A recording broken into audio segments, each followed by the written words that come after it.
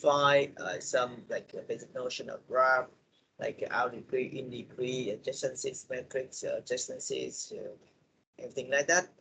And we are moving to the graph traversals, mean try to visit all of the nodes in one graph. Okay, one basic application algorithms for that is the BFS.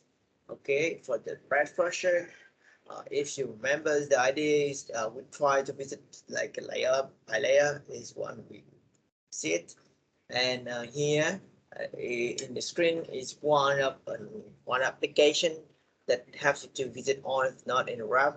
In the same time, we try to compute the distance from the source node. Here we have the source node S here to all of the nodes that are reachable from that node. Okay, so we have it as the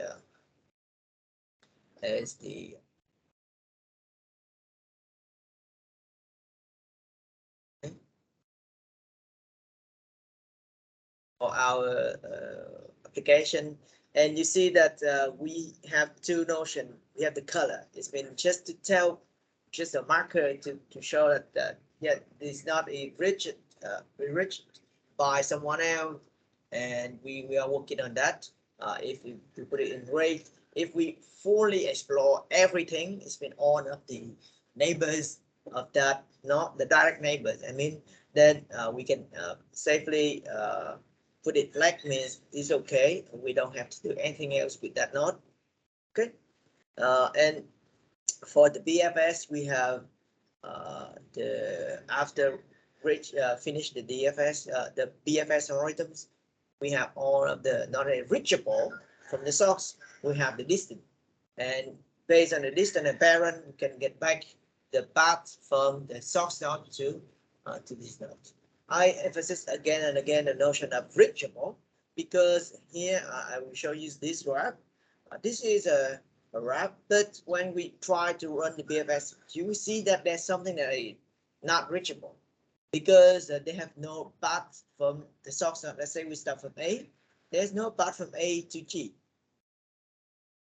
Okay, there's no way that we can reach it. Okay, so we say it is not reachable from the graph. Okay, so now I just make a quick overview of this. So you see that for all nodes, we start to set everyone infinite, and white is mean is not reachable and nothing else.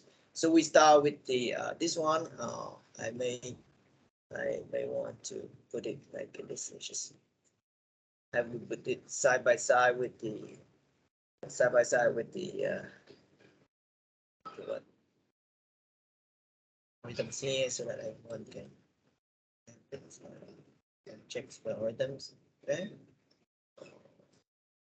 Just 1 second. Okay. So what we have here.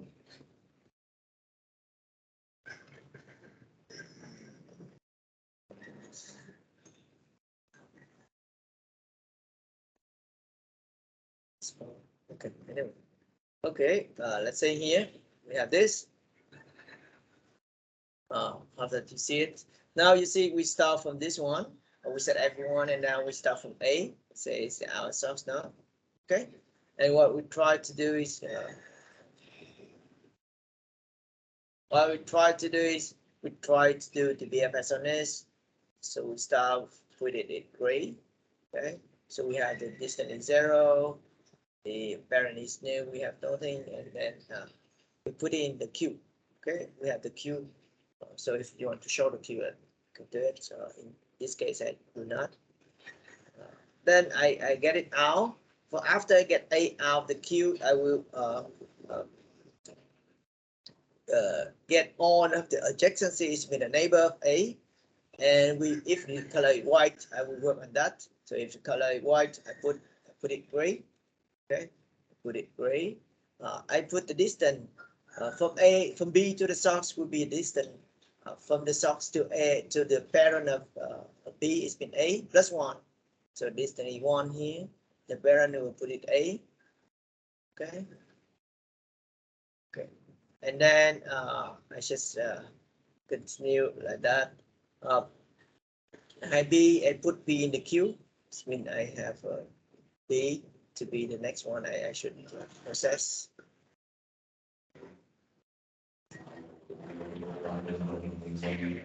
B. And then I go with D, and then next like successor of A, but here the image will be A. Okay. And so far for after D we have B, we visit all of this one, we have number 2 from B, and we put it in the queue. We have 2 from B, put it in the queue. Okay. And F 2 from B, put it in the queue. So you see that here we have the first level, here we have the second level, so layer by layer. The next one would be C, F, E. Okay, next level. Okay, and then the next one from F, we can just I, we have 3. And then nothing else, so we stop because we can measure everyone else. Okay, so you see that finally these 2 nodes is not reachable, are not reachable from A. So that is the BFS, and we have the distance here, the from, so we have F here. So each node we have the 2 numbers at least, like and the color, of course we can color. We have 3, so the distance from the source A to F is 3. To I is 3, and the path is we trace it back to the parent. So I, in order to reach I, we have this one, we have F, this is the path, and from F we go to B, okay. And from B we go to A. So we have 3 steps, we can reach it. Okay, so you see that is the BFS algorithms. People run it, exploit it, and we get some value out of the algorithms. Okay, so people try to analyze the complexity of the algorithms. I should show you here, but you can read it at home. It's not our main concern now. But the complexities will be m plus n is number of edges plus the number of vertices. Okay. And people analyze it, and with the value and the attributes in the graph, people prove it. Finally, people can say we have a theorem. It's a very powerful one. Is true for the algorithm is that everything that is reachable from the source node at the termination, we have this one, D, okay, will be the distance from the source, and D will be the shortest, one of the shortest paths from the source to V. Okay, that is the proof. It means they can prove that it will be like that every time you run the BFS algorithms. It will be true. Okay, so this means that next time if we have some graph and we want to compute to find out one of the shortest paths from the source node to anyone else in the graph, you can just run the BFS algorithms. Okay, that is the theorem. And we have now after the BFS, we have the next one. This one is the one that is based on the exploration, but we have it run totally different from the BFS algorithm. We say the depth first check, say DFS algorithms. Just to introduce to you is here. People still use the color. We have white, gray, and black. Okay, but we have 2 other attributes. We have D. It's not a distance anymore, but we have this one, D and F. We say the timestamp is mean the moment that we visit, we reach that node. We set it at the timestamp. So people later on will use this timestamp to have to apply it to many other applications on the graph. Okay, so make sure that after you run the DFS algorithms, you have this value so that you can use it for another application later. So this means we use the DFS algorithm as a tool. Okay, so now everyone, please have a look at this. This one is a bit different from the DFS in many different places here. First of all, we have this algorithms in DFS. Okay, we have this one, and we have another function. Say DFS visit. This is the function that actually visit all the nodes in the graph. Okay, so we have the graph G, and we have the visit here. There's one thing that is very special here in the DFS algorithms. We don't have the source node. This means we can start from anywhere. Okay, we don't have a given source node to start. Okay, so we just have the graph. That is the first thing. Okay, we can start from any order. Okay, and now if we do the initialization here, we do for each vertex, we do it. If the color is white, we do the visit. My question for you is, let's start will be this one. Why we need this? Why we need this for loop? Please, I will run and tell me what is it. Okay. Here. So we have the visit function, and now you see people will not use the queue anymore. They use the recursive method, but of course we have the another version of the DFS that help us to remove the recursion. We handle it later on. Now we have every time people call a visit, this means color is visit. Vertex U, we set the color to gray. Okay, and now this is the thing that you should remember is that now we had time at the beginning 0. So every time we visit a node, we increase the time by 1, and we set that time to U. It's been the discovery time of that will be the timestamp. And then we have again for each adjacency matrix of elements or neighbors of the vertex. If the color is white, it means it's not visited by anyone else. Then we try to visit it. But now we see we call the recursive function on the neighbor. Okay, this means we go deeper and deeper. After we finish all of the adjacency, the adjacent neighbors or neighbors of the U, we set the color to black. Okay, there's one thing that here we have to do is, when we finish with one node, we will set the finishing time that not to be like to you at the timestamp is will increase time by 1 and set it there. So this is the algorithms. Now I will run it on the Reup so that everyone can see what really happened then. Okay, so now let's do it. So here we have graph. Okay, so let's say I start with A. Okay. Again, remember, we don't need to, we don't have a source node. We just start for anyone, anywhere. Okay, so in this case, maybe I do it the opposite. I will start from G. Okay, I will try to, maybe I just, because it's something else, but now I just want to say this one. I start from H. Okay. Let's say start from here. At the beginning, we set the visits, the discovery time of that will be 1. There is no parent node yet. Okay. From H, I visit the first node that I can have. I put it here. Okay. I put it here. So G. So I have G. The visit time will be 2. Okay. Parent of that will be H. Okay. And then I just put it gray. We are working on that. From G, we go a bit deeper. We visit the neighbor, the successor of G. So we have here, we have 3, and we have G. Okay. From here, D, we have no other way to go out. So we finish, this means we have no neighbors of D. So what we say, we finish with D.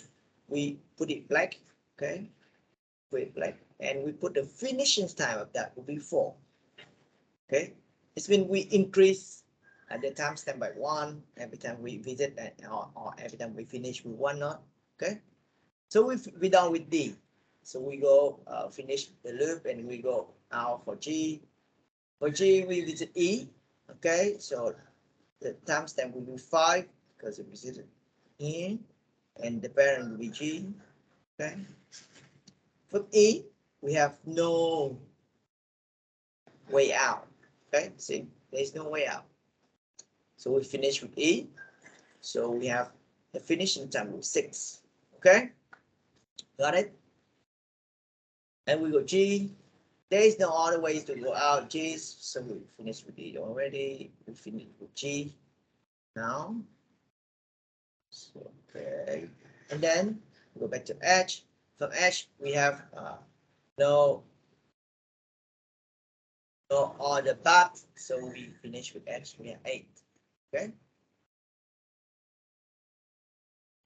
And that's it for this one, for DFS visit. Okay. Because we start from one somewhere, we start from H and we visit because there's no one else. Now my question for you, should we stop? Will the algorithm terminate now? Or can we do? Or what would be another thing?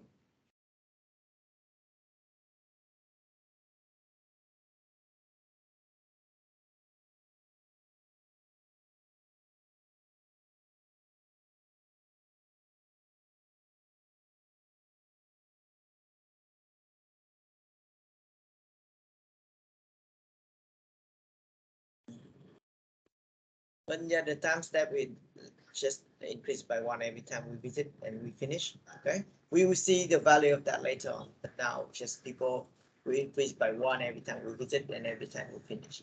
Okay, but now my question is, will the DFS algorithm stop now for this graph? Is it the end of for the algorithm?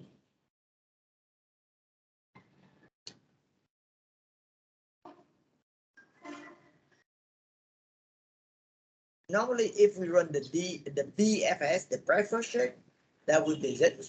We stop. But here is one thing that is special for DFS here. So at the beginning we start, and then we continue visits. Okay. But you see that there is a while loop here, a for loop here. Okay. What does it mean by this while for loop? This for loop say we will visit all of the vertices in the graph. If there's someone is white, we visit it. Okay. What for the from the beginning, we start with one node, call it visit, and visit the node number, the name H. Okay. After we visited, we have the DFS visit. We go deeper, and visit, and then we finish with this. Okay. Okay. But because of this for loop, after we finish it, the visiting of the edge, we will check all of the remaining vertices of the graph and run the DFS on this if it's not visited by anyone else. Okay, that is the difference. Okay, so it means that there is something in the graph is quite special. Somehow we have some component. We will have to name it later on. But sometimes the component is say one-way street, this one, or it is totally isolated from the other. Means we have no way to visit this one if we start from here. If we start from this one, the X, we cannot reach the other set of vertices. Okay, that is a graph. It's still a graph. In real life, is it really true for your case that it is the let's say the network, the relationship, the friendship in Facebook?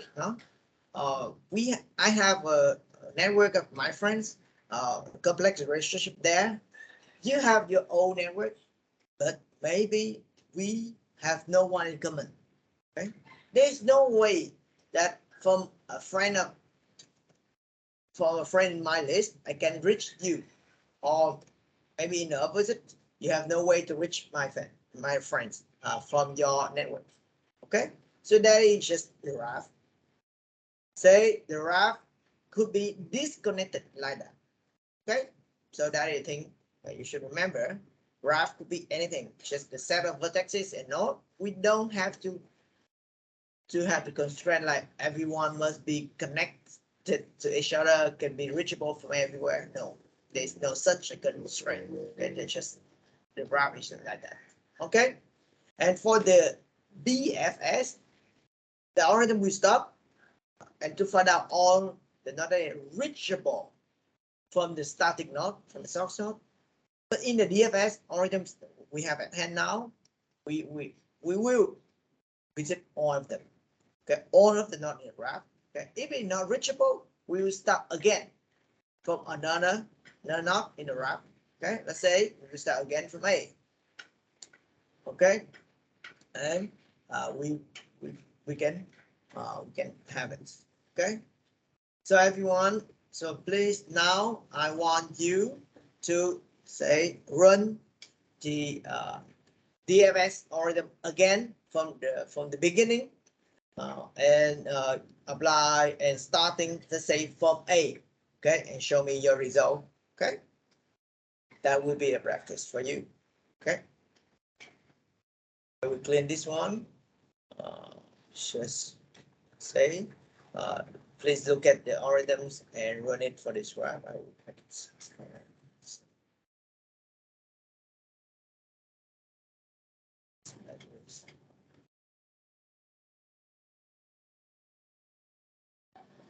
Okay.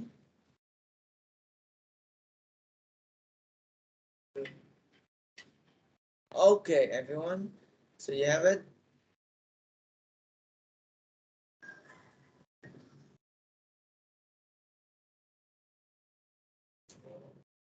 Oh, strange.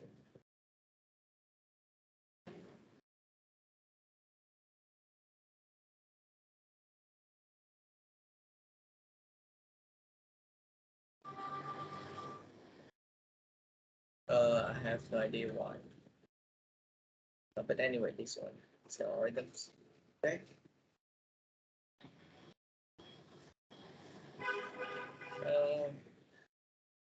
Okay.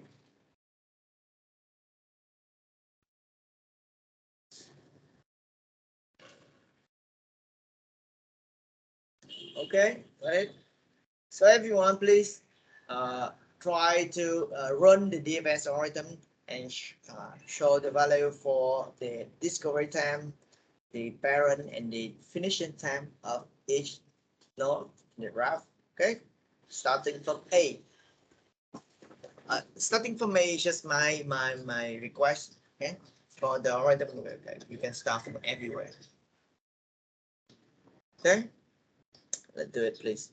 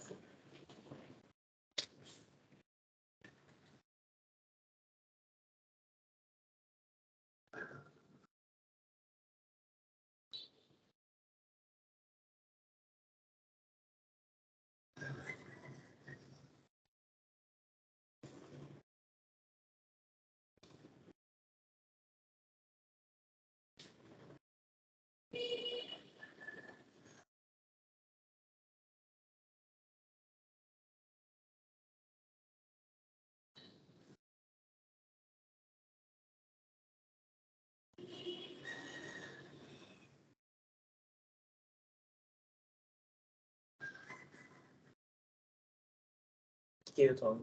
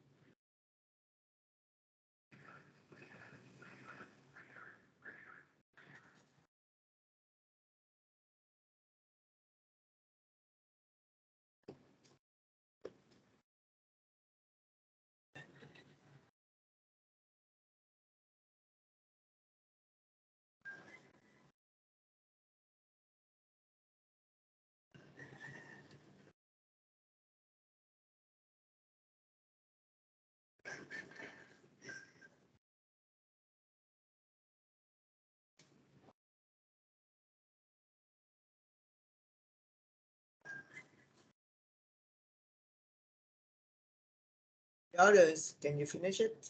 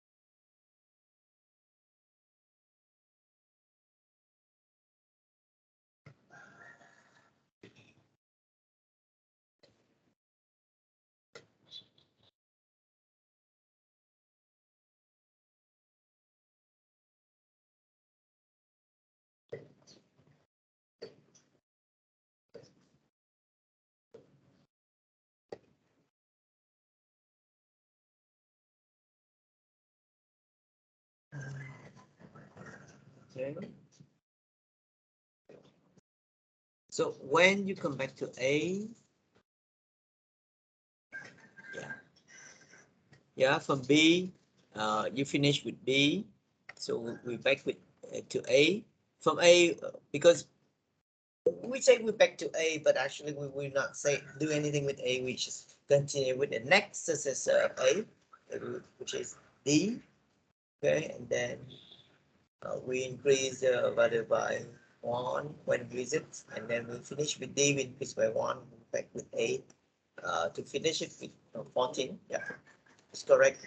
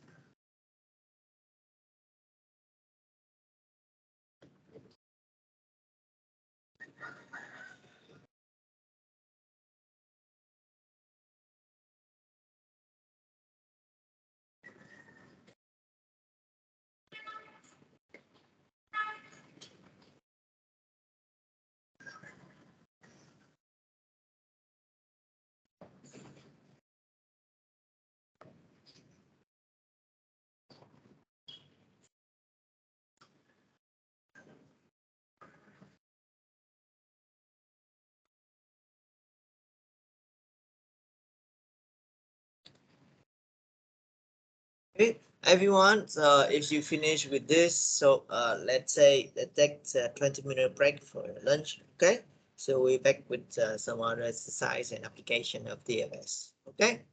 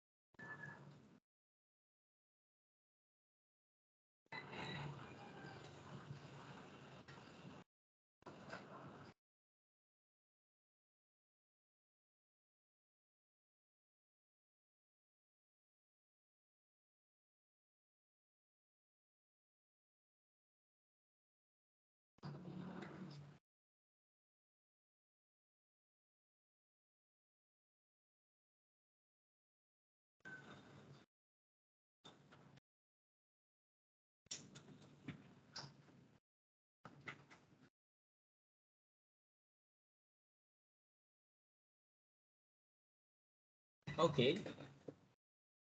So everyone, welcome back.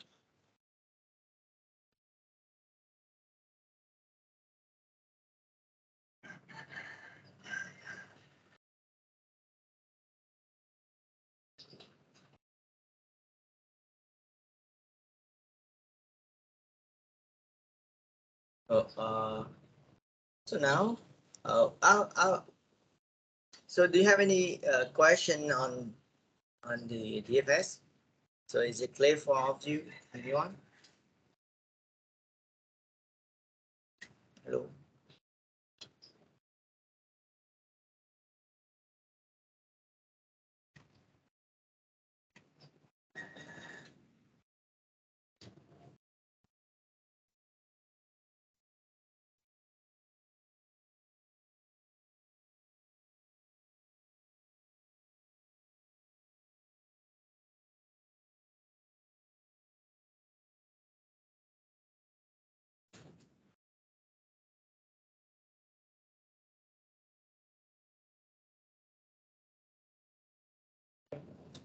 Okay. So the others, I hope that you're good with this. Now you see that is a very like basic graph algorithm, and this one will help us to solve another problem on top graph. Okay, so BFS and DFS is just the basic one. Okay, there is two things I want you to think about that. So I am consider like should we do it now? And the homework is if we really want to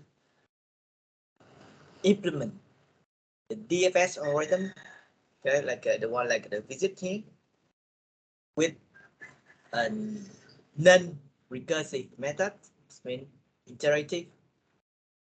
Do you have any idea how to do it?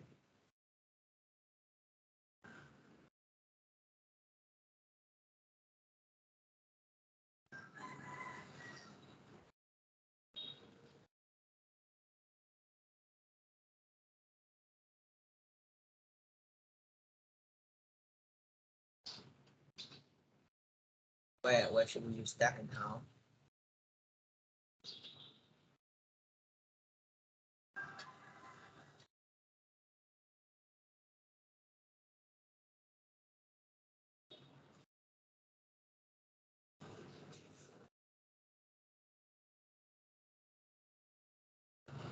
Actually, there's one, yeah, stack is a good one. But what I can say and tell you is this one for the BFS algorithms. This one, of course, for the beginning, we have to for loop, while loop, and everything. If you want to change this to DFS, there is just one thing to do. Is this one. We change the in queue, this means the queue you have here, change it to the stack. That's it.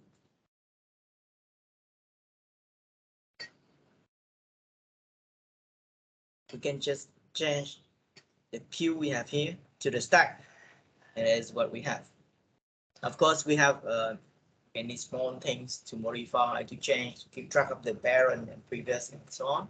But the idea is instead of using a queue there, we can use a stack, and that will change your algorithms from EFS to DFS. Okay, so that is the thing. I want you to like spend time at home, think about that, play with this kind of like a transformation from the DFS in recursive method to the DFS using stack. Okay, that will be a very good exercise to improve your programming skill and algorithmics thinking. Okay, so homework,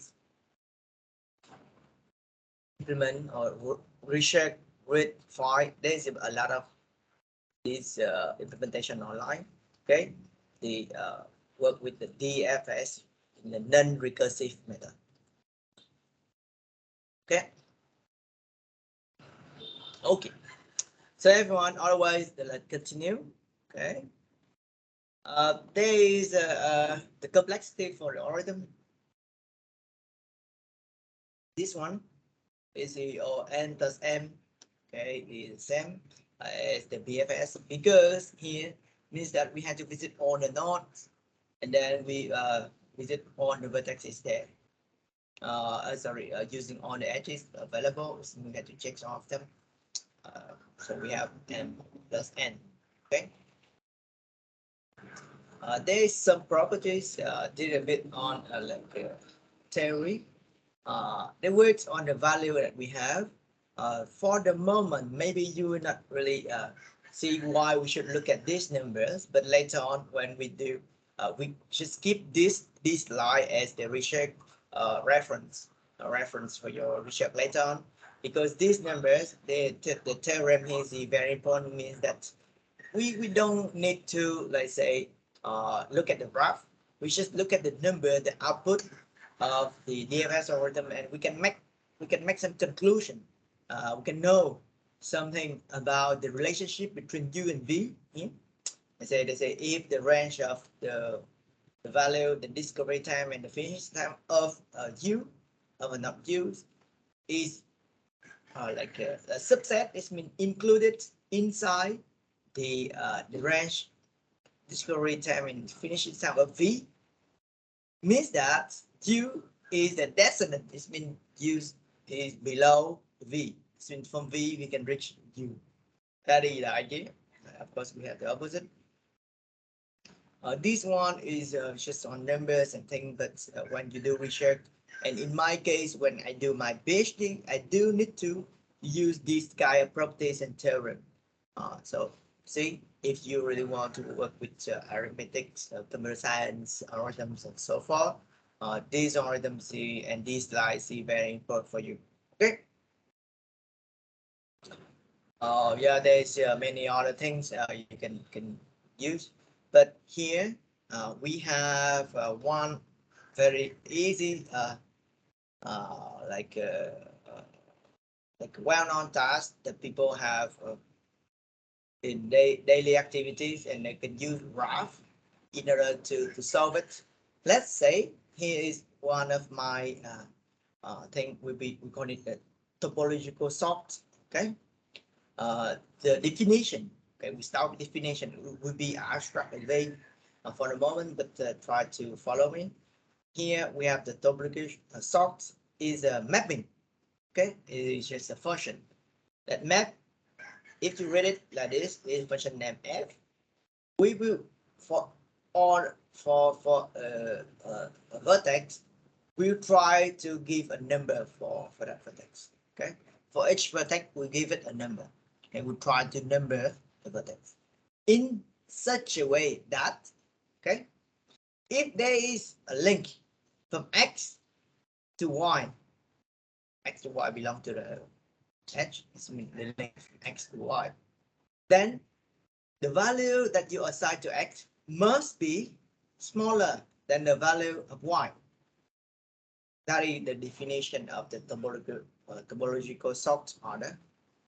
What I want just to tell you that this one, let's say I have this number, I say here in this one in the graph, we have A. We have the link from A to B. You can assign a numbers whatever you have, like a 10 here, but you have to ensure that the number of A must be smaller than the number of B. Okay. I have a link from A to D. Again, this means that the value of D that you assign to D, yeah, like index or the order, whatever, must be bigger than A, because we have the link from A to D. Okay. And if we don't have any link from D to B here, the relationship between B and D is not decided. I mean, it could be anything. Like we can have D here. Let's say we can have is like 11. It could be like that. Okay. We don't care. So the only thing we need to have it, if we had a link from A to B, the value of A here is 1, must be smaller than value of B. Okay. That is the definition of the topological sort order. There's many things that we will use, but the first of all, we have to think about this one. Okay, people say that because that constraint, if we have the loop, let's say this one, A go to B, and by another direction, we have B go back to A. Okay, in such a case, we cannot have a topological sort order for sure. Okay, because the edges here have the conflict constraint. The edge from A to B, say the value we have to assign to A must be smaller than B. And on the opposite direction, we have B to A means that the value we have to assign to B must be smaller than A. So in this case, it means we cannot have any topological sort order. Okay, that one. So we have the theorem. We say that a directed graph has a topological sort order if and only if it does not contain any circuit. That is the constraint. That is the thing. So people will say have theory like that. Okay, and we have the name for the graph, and actually people love to have this kind of graph. We call it this one.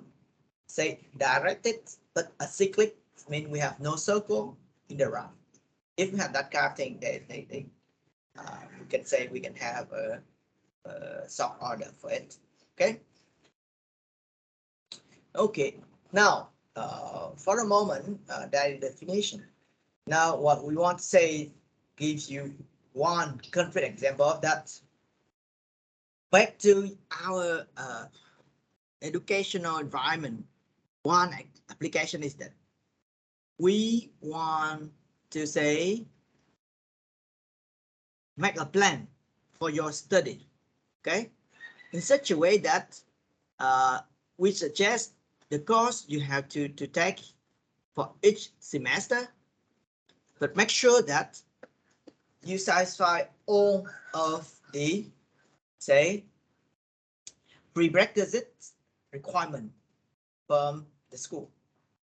Okay, let's say we have like here OB. Okay, people say that is the prerequisite for the DSA. Okay, sorry, let's see if that's good. DSA. Okay, we have the separate constraint like that. Okay, and we have the database. Let's say. Okay. This is a constraint, and of course we have C. Will be this one. So we represent the prerequisite relationship between courses in our school as the edges, and the course will be at the node. And from that one, we want to say we want to apply to find out a topological sort order. Okay, and after you have the index for all of the things in the graph, what we can say is the numbers you assign is in the topological order will be the order in which you should take the course, so from the small number to the bigger number. If you follow that rule, we will satisfy all of the requirement of the prerequisites for all the courses. Okay, that is the thing. Let's say we have this. We see that if we run the topological sort order, we have numbers. This number will always satisfy the constraint. I just put it randomly. Here I put it manually, of course. But you see, we have this one. Okay. So the order people should do is we take the C first, and then we take OP. After that, we take the DSA, and then we take the database. Okay. So you see that if we manually do it, it's like that. But of course, we want to do it automatically. Okay. Given any set of prerequisite requirement, we can automatically make it. Okay. So that is the need for an algorithm to have us to find a topological sort order for all nodes in a graph. Okay, that is the first application. The second one, of course, just like this one, like in planning event in IU, no? You organize some event, you know that you have to call this guy first, you have get approval from this department, you have to ask for the schedule, you have to ask for the room, you have to ask for the sound effects and the line, you ask for the banner, you have to prepare things like that. It means you have a list of things in the project and you have some constraint between them. Say you must have the room before you can decorate the room. You must ask for permission before you finally set the schedule. You have to ask for the available slot of everyone before you decide on the day to organize the event. See, there is a list of things that some relationship, and then if we represent it in graph and we can run the topological sort order. At the output, we have two things. First of all, we say we can conclude that whether or not we can organize it, means whether or not we have the loop inside. If we have the loops in some constraint of our system, so people cannot find the topological order, so we say, yeah, they have some problem with the constraint like that. If we don't have any loop in this requirement, then the topological sort order will be the order in which you can use to organize your system or to run your tasks, to plan your activities. Okay, so that is one application of the topological sort order. Okay, so I hope that this will have you to motivate you to learn about the algorithms. Okay, is it clear for you so far, everyone?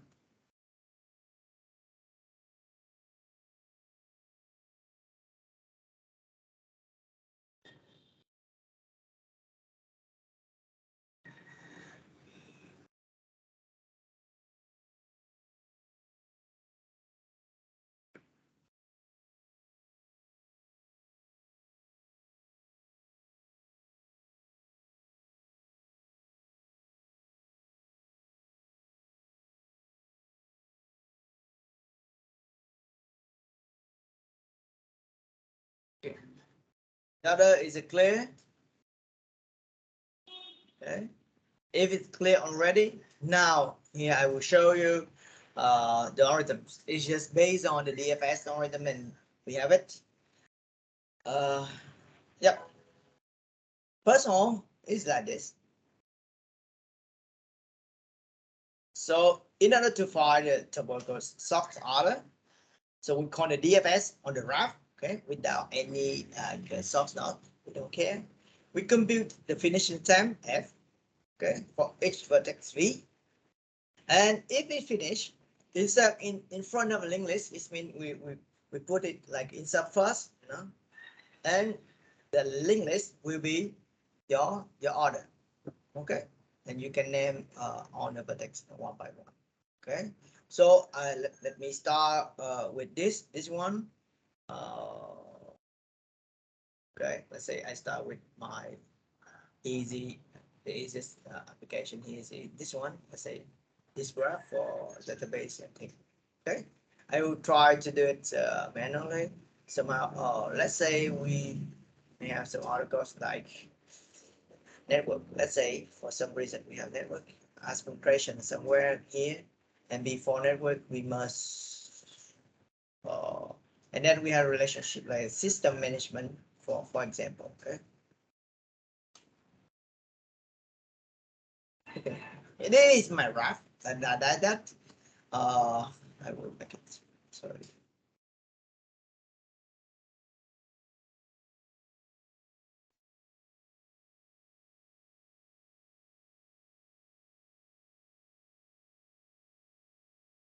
Even so now I will start my DFS already like yeah. It's not good that way.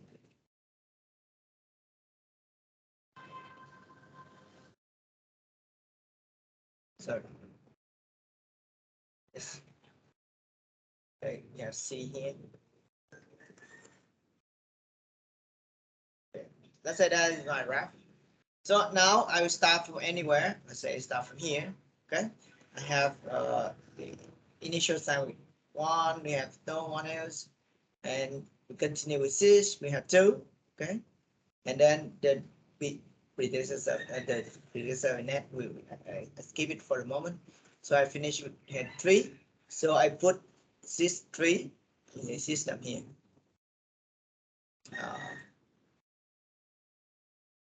I will keep the system here.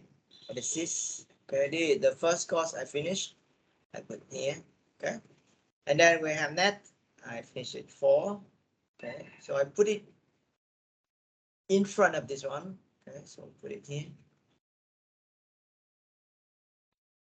okay, and now I continue my work with this one. I can start from anywhere.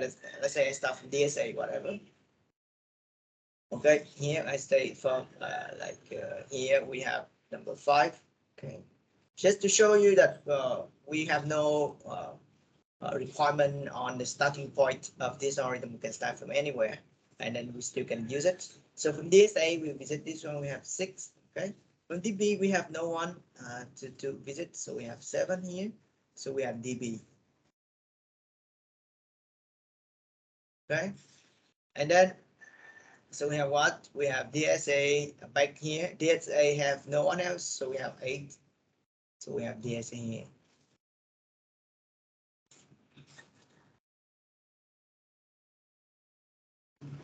Okay, and then we back again with our DFS for loop on the top. By default, we can say with C. We have 9 here. Okay, to start, and then 9 with 10. Then it finished with 10. We have 11. Okay, so we have OP for that. So we have OP. Okay. My list continue this way. Okay. And then finish with this. We have 12. So you see that is the result. So your curriculum could start from C, and then OP, have DSA, and have your database. You see that that is the way that we have. So we all ensure that the DB has satisfied the OP and DSA, okay, and the net system. Okay, see, that is the application of the worker sort order. Okay, so everyone, so now please play with this kind of thing. Okay, I will try.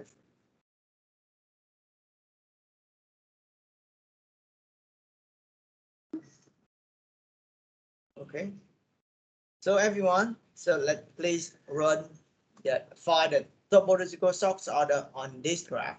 Okay.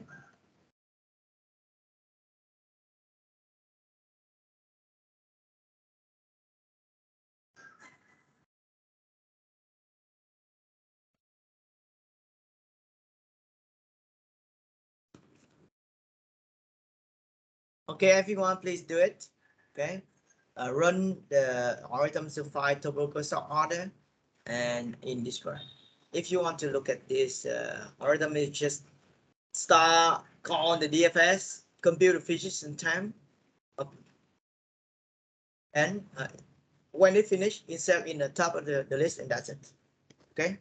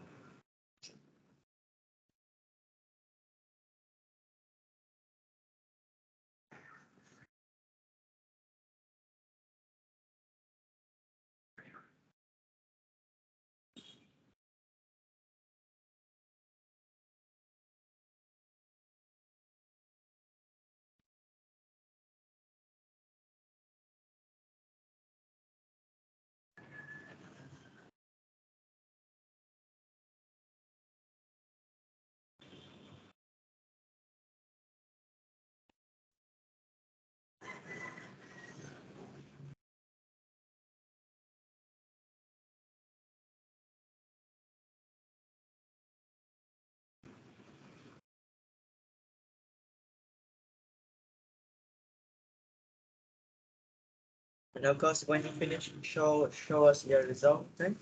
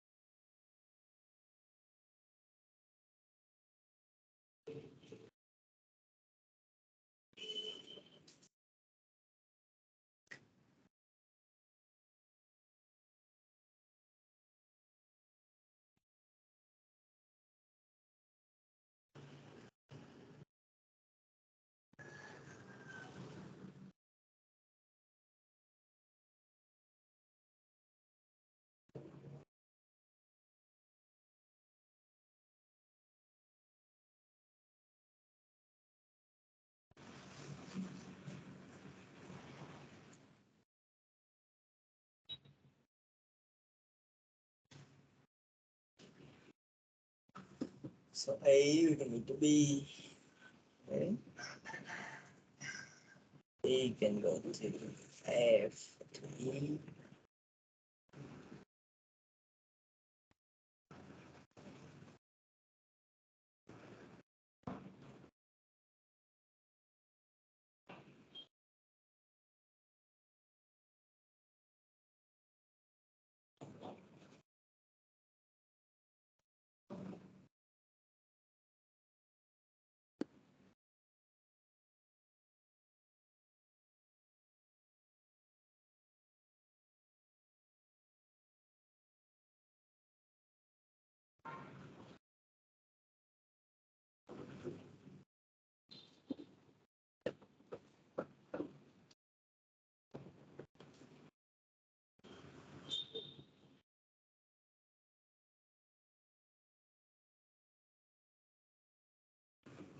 Okay, yeah, it's good.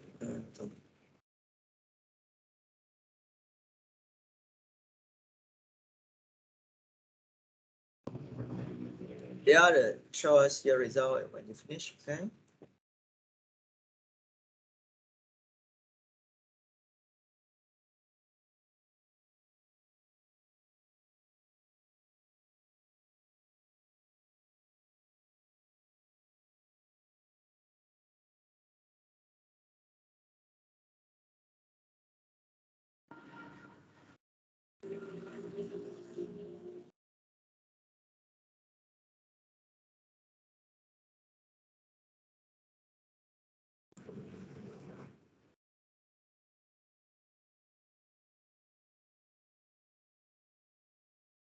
Everyone else, is it okay? Do you have any question or any problem? We tell us. Okay, we can discuss and show you what happened.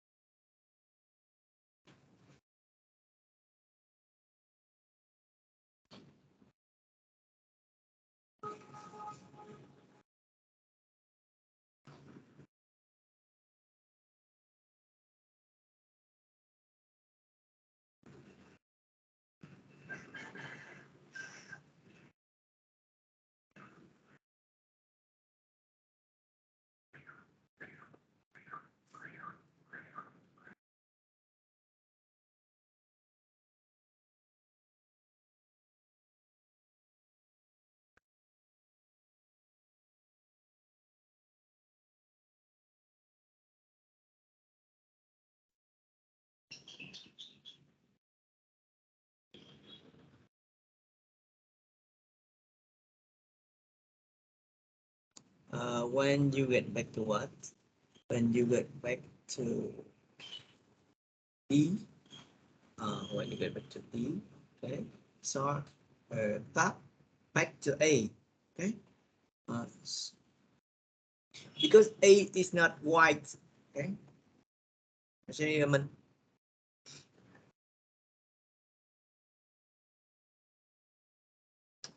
cannot visit it, but there is of course there is one thing that when you see that in this graph, actually I'm sorry about that. In this graph, when you have the DFS algorithms, okay, you can have it, but we have the running time, sorry, the finishing time for everyone.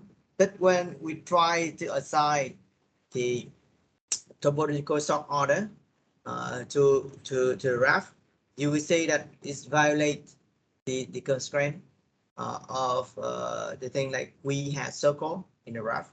Okay, you see, that is yeah. I'm sorry that I gave not a really good example here. I'm sorry. That you see that we have the finishing time and everything. We have a C, D, H, whatever. We can put it in linked list, but because in this graph we have a circle,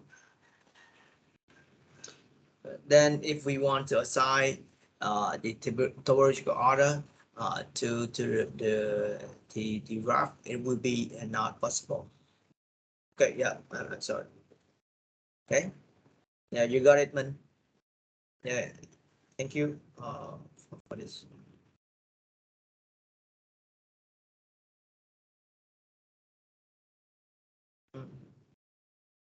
Okay, got the situation. So we have DFS. Okay, we have DFS. Yeah, I'm sorry, I didn't use a good graph. DFS. We have the finishing time. Okay, we have the linked list, the list. Okay, but when we try to set the try to set the value following the linked list, we say that it violates the topological sort order just because we have the loop in our graph. Okay.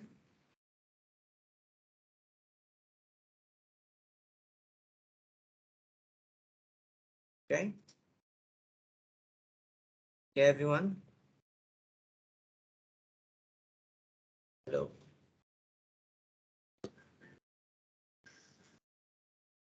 Hello. Hello. Okay.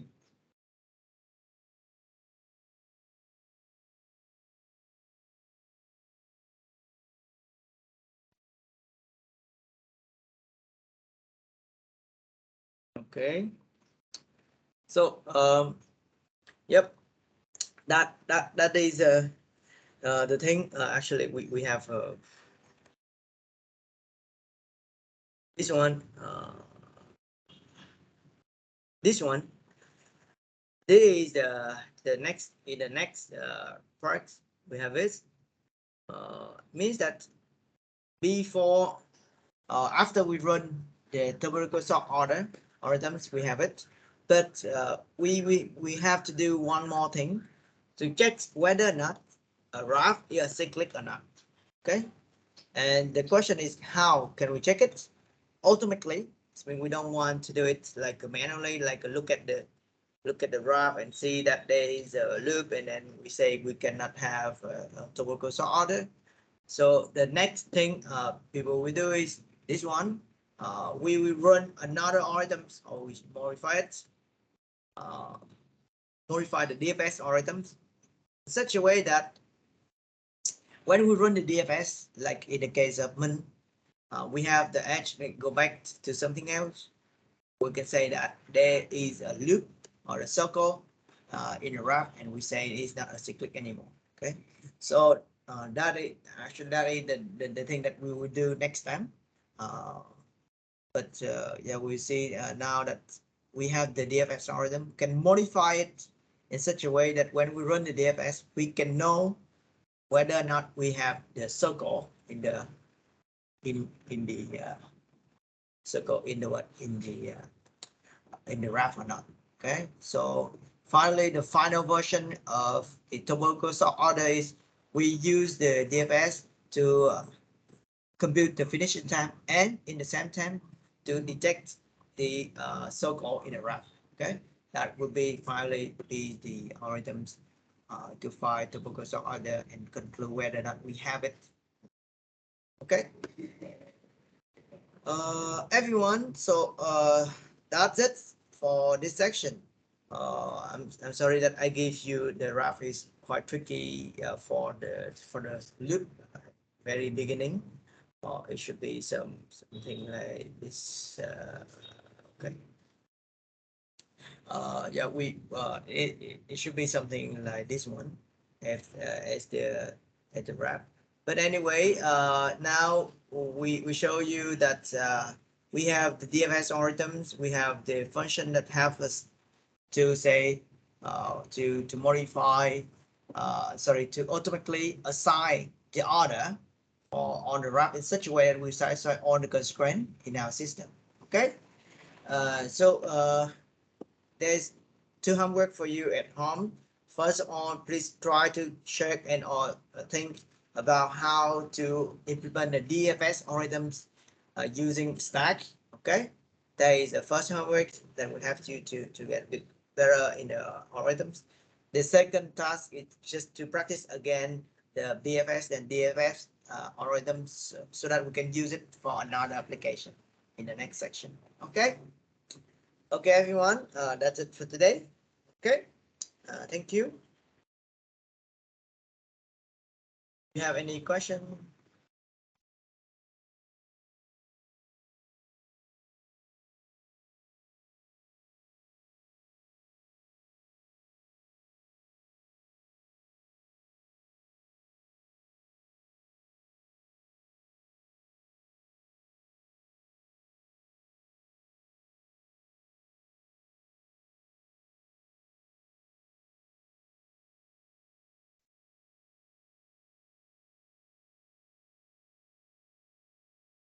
Oh, the official week will be the 5 of 6 is the last day, and then we have one reserve week.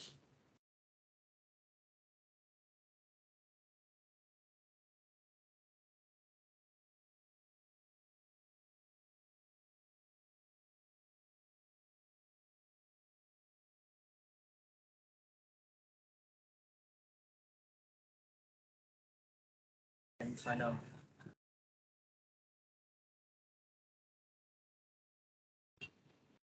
5, 6 is mean the Sunday of the last week.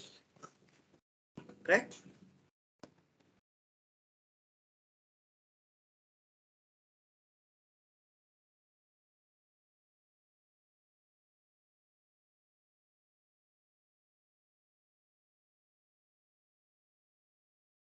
That day, not the last day for our theory section will be on the 3 of 6 yeah, the 3 of June, the 3rd of June. Okay, sorry.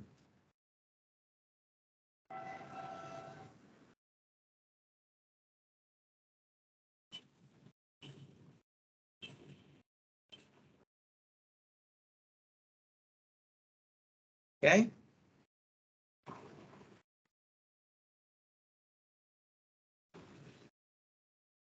Otherwise, that's it for today, everyone.